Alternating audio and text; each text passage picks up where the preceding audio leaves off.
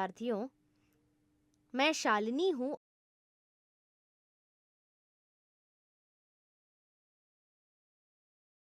और आपका फिर से स्वागत है। हमारे पिछले सत्रों में आपने संवेग गति के दूसरे सिद्धांत और गति के दूसरे सिद्धांत के अनुप्रयोगों के बारे में सीखा है।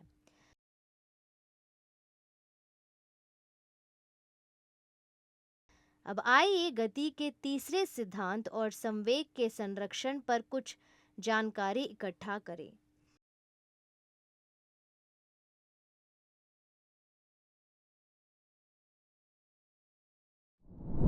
सीखने के परिणाम। इस सत्र के अंत में आप निम्नलिखित बातों को समझने में सक्षम होंगे। गति के तीसरे सिद्धांत, संवेग के संरक्षण।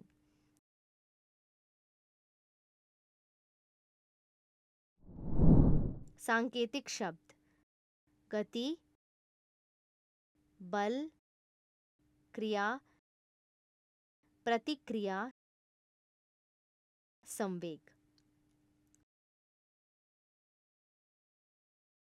सत्र शुरू करने से पहले आइए इस सत्र के संकल्पना मानचित्र पर नजर डालें। गति के पहले दो सिद्धांत हमें बताते हैं कि कैसे लगाया गया बल गति को बदलता है और हमें बल निर्धारित करने की क्या एक विधि प्रदान करता है। गति का तीसरा सिद्धांत कहता है कि जब एक वस्तु दूसरी वस्तु पर बल लगाती है तो दूसरी वस्तु तुरंत पहली वस्तु पर वापस बल लगाती है। ये दोनों बल हमेशा परिमाण में एक जैसा लेकिन दिशा में विपरीत होते हैं। दो विरोधी बलों को क्रिया और प्रतिक्रिया युग्म के रूप में जाना जाता है।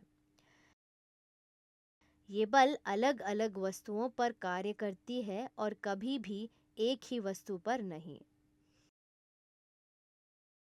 मान लीजिए कि आप आराम की स्थिति में खड़े हैं और सड़क पर चलना शुरू करना चाहते हैं। आप अपने पैरों से बल लगाएं और नीचे की सड़क को पीछे की ओर धकेलें।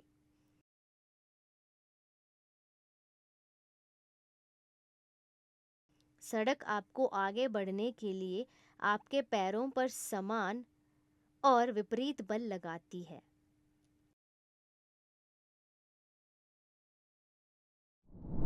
यह ध्यान रखना जरूरी है कि भले ही क्रिया और प्रतिक्रिया बल हमेशा परिमाण में समान होते हैं, ये बल समान परिमाण के त्वरण उत्पन्न नहीं कर सकते हैं।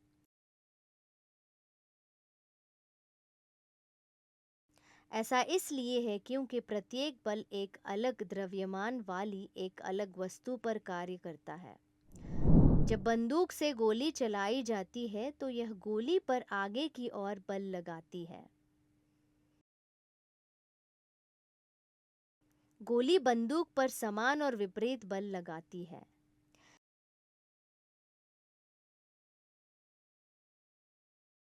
इसके फलस्वरूप बंदूक पीछे हट जाती है। चूंकि बंदूक का द्रव्यमान गोली की तुलना में बहुत अधिक होता है,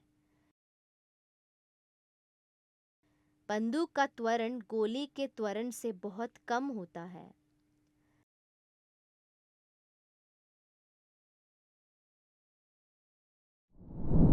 गति के तीसरे सिद्धांत को तब भी चित्रित किया जा सकता है जब एक नाविक नाव चलाने वाली नाव से कूदता है।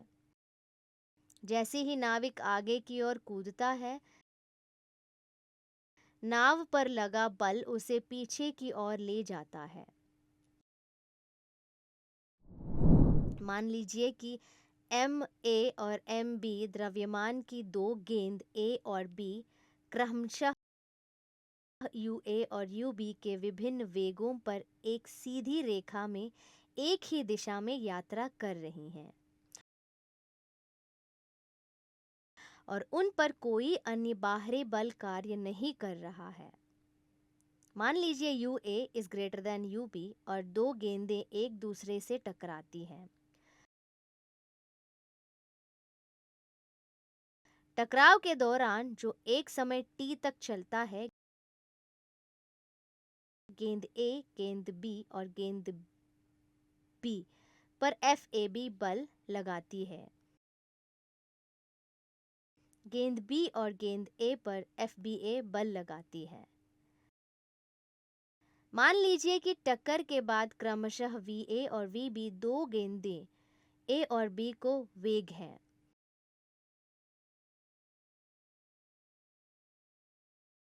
टकराव से पहले और बाद में गेंद ए का संवेग क्रमशः एम ए यू ए और एम ए वी ए।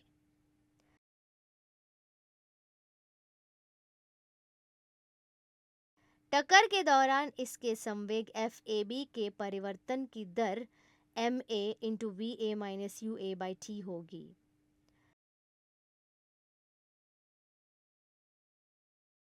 इसी प्रकार टक्कर के दौरान गेंद B F B A in brackets की गति में परिवर्तन की दर होगी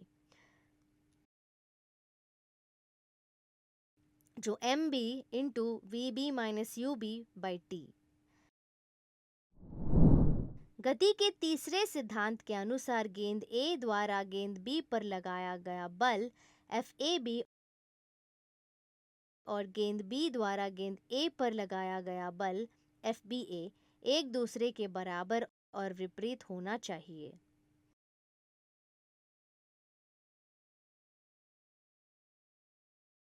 इसलिए F A B is equals to minus F B A M A V A minus U A by T is equals to minus M B into V B minus U B by T.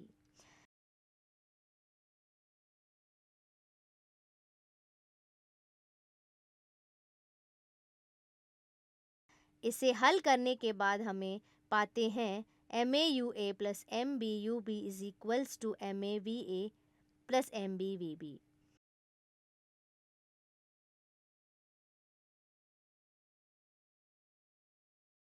चूंकि M A U A plus M B U B टक्कर से पहले दो गेंदों ए और B का कुल संवेग है और M A V A plus M B V B टक्कर के बाद उनका कुल संवेग है।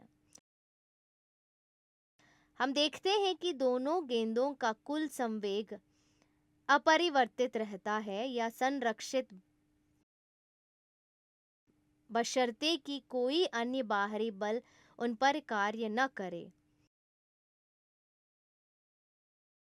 संवेग के संरक्षण का सिद्धांत कहता है प्रणाली पर शब्द बाहरी बल की अनुपस्थिति में प्रणाली का संवेग अपरिवर्तित रहता है। याद रखने योग्य बिंदु। गति का तीसरा सिद्धांत कहता है कि प्रत्येक क्रिया के लिए एक समान और विपरीत प्रतिक्रिया होती है और वे दो अलग अलग निकायों पर काम करते हैं। क्रिया और प्रतिक्रिया बल हमेशा परिमाण में समान होते हैं। ये बल समान परिमाण के त्वरण उत्पन्न नहीं कर सकते हैं।